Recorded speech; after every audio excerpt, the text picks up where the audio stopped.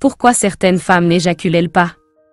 Cette question intrigue et interpelle, suscitant un intérêt croissant pour comprendre la diversité de l'expérience sexuelle féminine.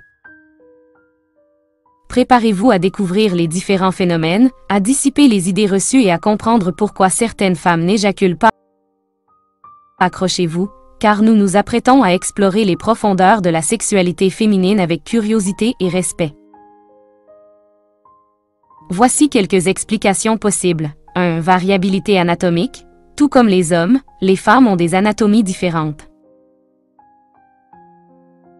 La localisation du point G et la sensibilité des glandes de Skene peuvent varier considérablement d'une femme à l'autre. Certaines femmes peuvent avoir des glandes de Skene moins développées ou moins sensibles, ce qui rend l'éjaculation féminine moins probable. 2. Niveau d'excitation. Comme mentionné précédemment, l'éjaculation féminine est souvent associée à un niveau d'excitation intense. Cependant, certaines femmes peuvent avoir des difficultés à atteindre cet état d'excitation élevé, que ce soit en raison de facteurs physiques, émotionnels ou relationnels. 3. Pression sociale et attente. La pression sociale et les attentes autour de la performance sexuelle peuvent également jouer un rôle. Certaines femmes peuvent ressentir une pression pour performer de certaines manières, y compris en ce qui concerne l'éjaculation féminine, ce qui peut entraver leur capacité à se détendre et à profiter pleinement de l'expérience sexuelle. 4. Manque de connaissances ou d'expérience. Beaucoup de femmes ne sont tout simplement pas informées sur l'éjaculation féminine ou n'ont jamais eu l'occasion de l'expérimenter.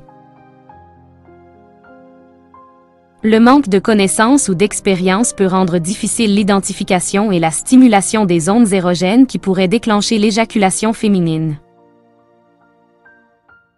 5. Blocage psychologique. Des facteurs psychologiques tels que le stress, l'anxiété, les traumatismes passés ou les croyances négatives sur la sexualité peuvent également inhiber la capacité d'une femme à éjaculer.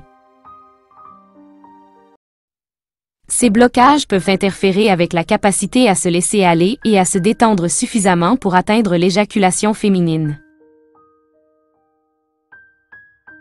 Il est important de noter que l'absence d'éjaculation féminine n'est pas un signe de dysfonction sexuelle ou de manque de plaisir.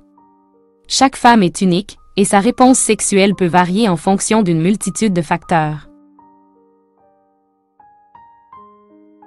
L'essentiel est de cultiver une compréhension et un respect mutuel dans les relations sexuelles, en explorant ce qui procure du plaisir à chacun sans se sentir obligé de répondre à des normes ou des attentes externes. Allons encore un peu plus loin et commençons par dissiper les mystères autour de l'éjaculation féminine. Imaginez une émission délicate d'un liquide, juste quelques millilitres, provenant des mystérieuses glandes de Skene ou glandes paraurétrales. Ces glandes, situées entre l'orifice vaginal et l'urètre, sont des trésors cachés de notre anatomie intime. Lorsque l'excitation atteint son apogée, ces glandes libèrent ce précieux liquide. Mais que contient-il donc? Eh bien, des études ont révélé la présence du PSA, cette hormone sécrétée par la prostate chez les hommes. Étonnant, n'est-ce pas? Certains chercheurs avancent même l'idée que ces glandes de Skene pourraient être une version résiduelle de la prostate chez la femme, avec un poids minime comparé à celle des hommes. Maintenant, vous vous demandez sûrement si stimuler le fameux point G garantit l'expérience de l'éjaculation féminine. C'est là que cela devient intéressant. La réponse n'est pas aussi simple. D'une part, les quantités émises sont si minuscules qu'elles se confondent souvent avec les fluides de lubrification, rendant leur détection difficile.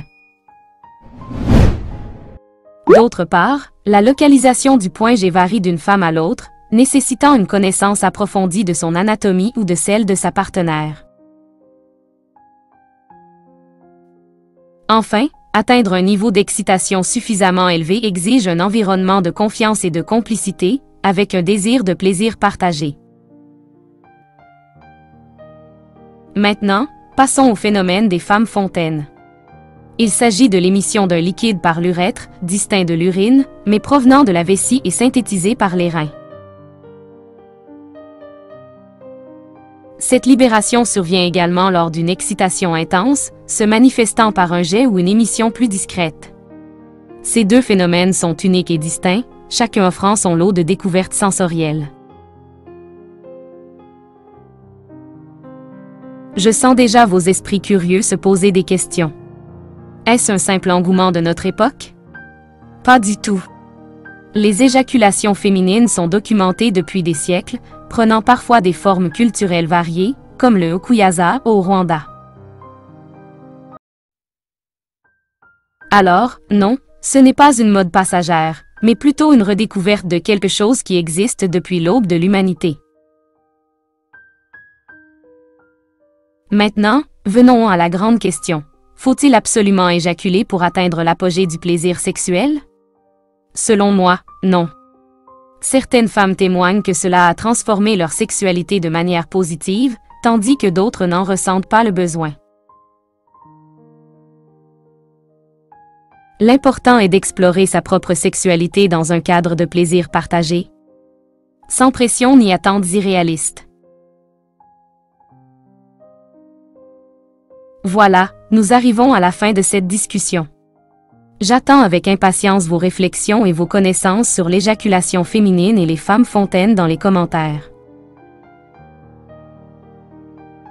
N'hésitez pas à partager cette vidéo avec ceux que cela pourrait aider à élargir leur compréhension de notre sexualité. Et surtout, prenez soin de vous et à très bientôt pour de nouvelles aventures. Chers guerriers de la chaîne YouTube Les Vaillants, votre visionnage compte, merci. Rejoignez notre armée d'abonnés déterminés. Restez vaillants et découvrez également nos vidéos épiques que YouTube vous propose maintenant à gauche ou à droite.